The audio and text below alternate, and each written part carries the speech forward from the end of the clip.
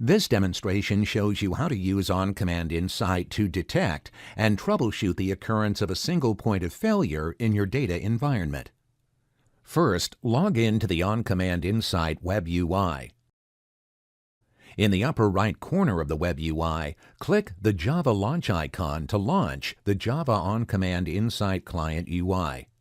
From within the Java UI, you see various menu categories, including Inventory, Assurance, Performance, Planning, and Configuration.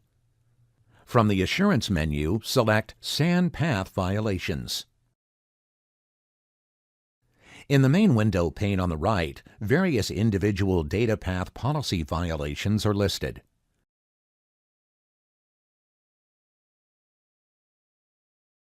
In the upper left corner, from the Grouping Option menu, select the Violation Type, then Endpoints option. This grouping option makes viewing the path violations a little simpler. After the items are grouped, you can see violations related to path outages, missing redundancies, missing cluster paths, single points of failure, and so on. This exercise focuses on single points of failure. By expanding the grouping here, you see that 3 single points of failure were detected. To further investigate the failure, open the violation listing. After expanding it, right-click the detail to open a context menu for the violation.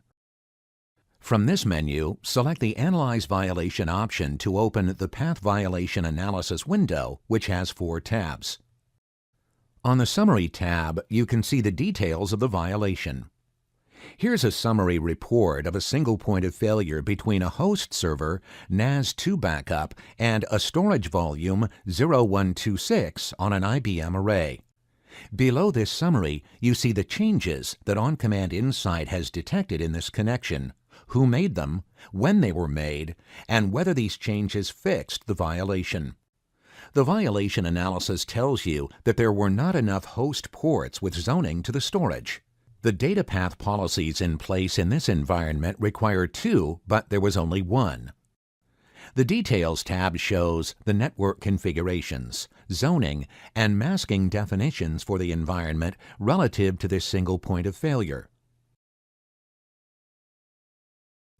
Look at the Tests tab to see the number of tests that On-Command Insight performed to determine that a single point of failure exists.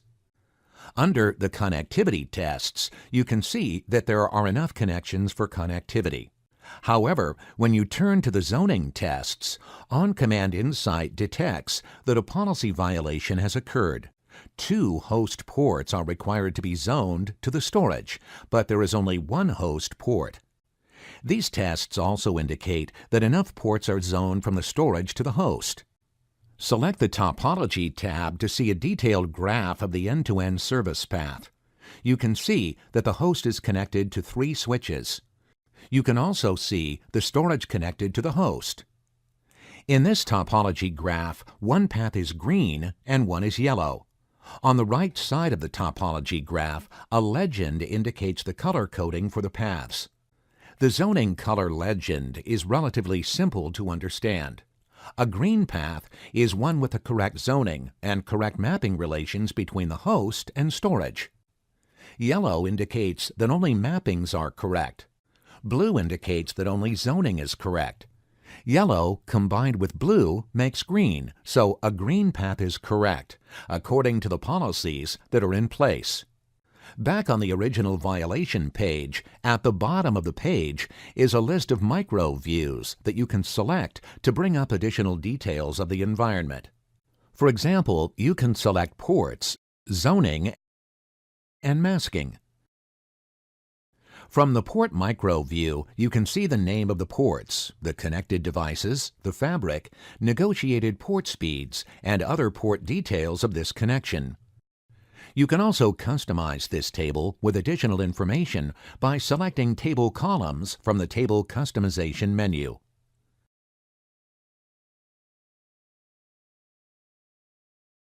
The Zone Members Micro View pane displays zoning information for the host and storage ports.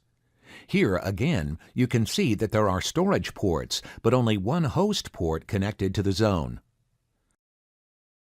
The masking micro view pane shows the host volumes mapped to the storage system. Collectively, the information from these panes reaffirms the auto-generated analysis that you're missing a redundant host port zoning definition for this connection, even though you currently have connectivity between the server and storage. Next, look at how data path policies are set. From the Tools menu at the top of the page, select Settings, and then select the FC Global Path from the menu on the left side of the Settings page.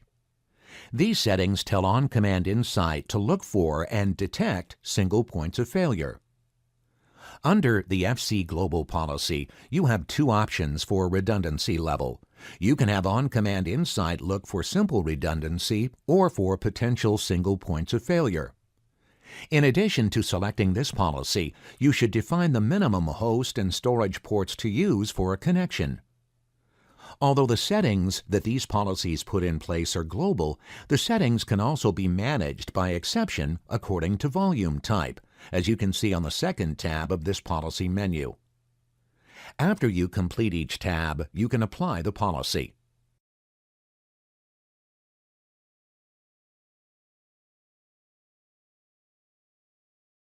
This concludes the demonstration. Thank you.